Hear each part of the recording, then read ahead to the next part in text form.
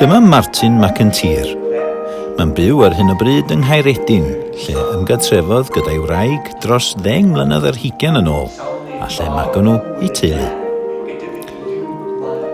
Cafodd Martin ei fagu yn Lenzi, ger Glasgow, ac ar ôl mynd i'r ysgol uwchradd yno, aethon ni flaen i'r brifysgol yn Aberdeen.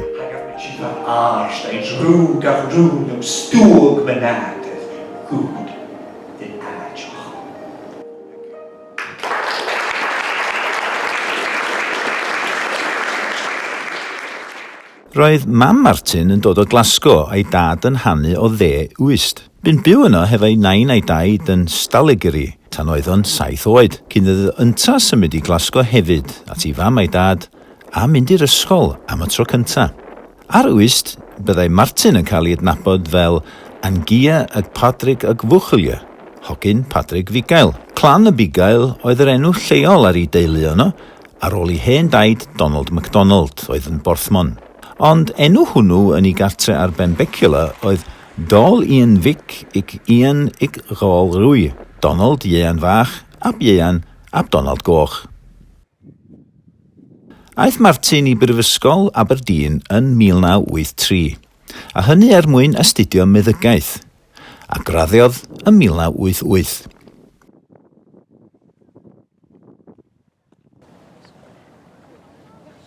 Erbyn hyn, mae'n gweithio fel meddyg teulu ar alwad ar draws ardal Lothian.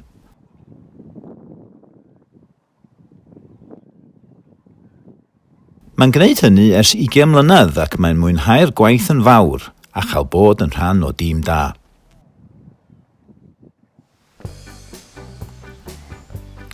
O ran sgwennu, mae'n gallu dyddio'i yrfa yn ôl i ddiwrnod y 1992 pan oedd yn fyfyriwr yn Sawl Môr Ostig, Coleg Gaeleg yr Alban, a gorfododd ei hun i orffan stori fer a'i bostio cyn y dyddiau cau i gystadleuaeth sgwennu William Ross, cystadleuaeth newydd ar y pryd. Yn ffodus i Martin, fo enillodd, ac aeth i sgwennu o nerth i nerth wedyn. Yn Awst 2003, nath cwmni clor gyhoeddi Ahania, neu ail adnabod, casgliad o straeon byrion mewn Gaeleg a Saesneg fel rhan o gynllun ffuglen newydd o'r enw Wr-Sgêl, neu Stori Newydd. Cafodd ei lansio yng ngwyl lyfrau ryngwladol Caeredin, ac yn ddiweddarach y flwyddyn honno, cipiodd wobr soltair am y llyfr cyntaf gorau.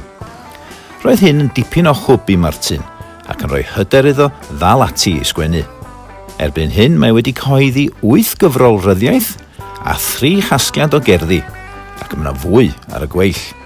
Ar ôl saib o 1 mlynedd ar 15, mae wedi cyhoeddi 2 gyfrol o gerddi eleni. Ysbrydolwyd y cynta, Yrru Etyr Da Dragon, neu Redag rhwng 2 ddraig, gan ei brofiadau wrth ymweld â Chymru a Chatalwnia rhwng 2019 a 2020. Yn y llyfr, mae'r cerddi Gaeleg yn ymddangos gyda chyfieithiadau Saesneg, Catalaneg a Chymraeg.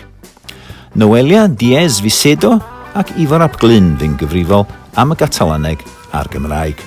Yr ail gyfrol a gyhoeddodd eleni oedd Poems, Chiefly in the English Dialect, casgliad y bu Martin yn gweithio arni estalwm, ac fel mae'r teitl yn awgrymu, cerddi Saesneg sydd yma yn benna, ond mae yna ambell gerdd hefyd yn yr Eileg, y Sbaeneg ac yn Scots.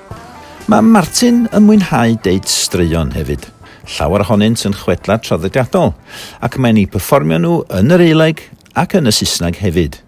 Weithiau ar lwyfannau mawr, ac weithiau hefo cynulleidfa fach agos ato.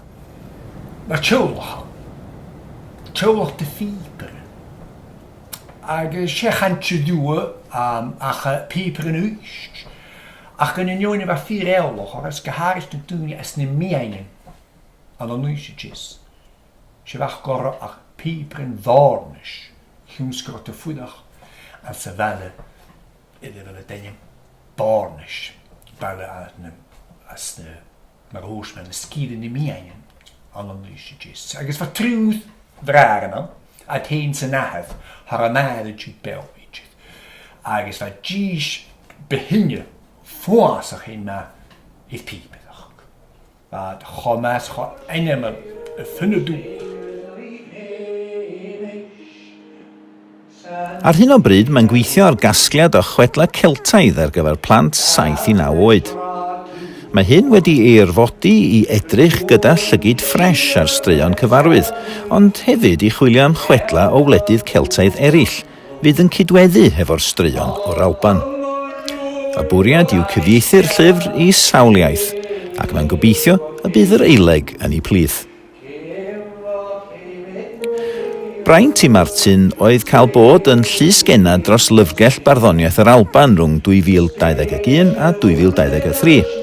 A fo oedd awdur preswyl cynta'r iaith eileg ym Mhrifysgol Caeredin o 2022 hyd 2024.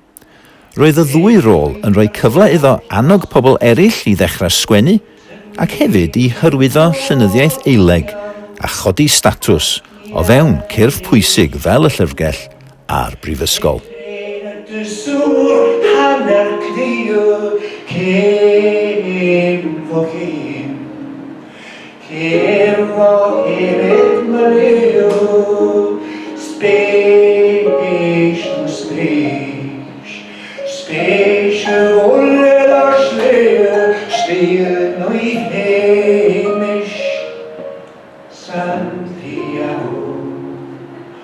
Paso a paso, pasos de mi camino, respeto, respeto a vosotros en nuestro camino, camino San Jaime.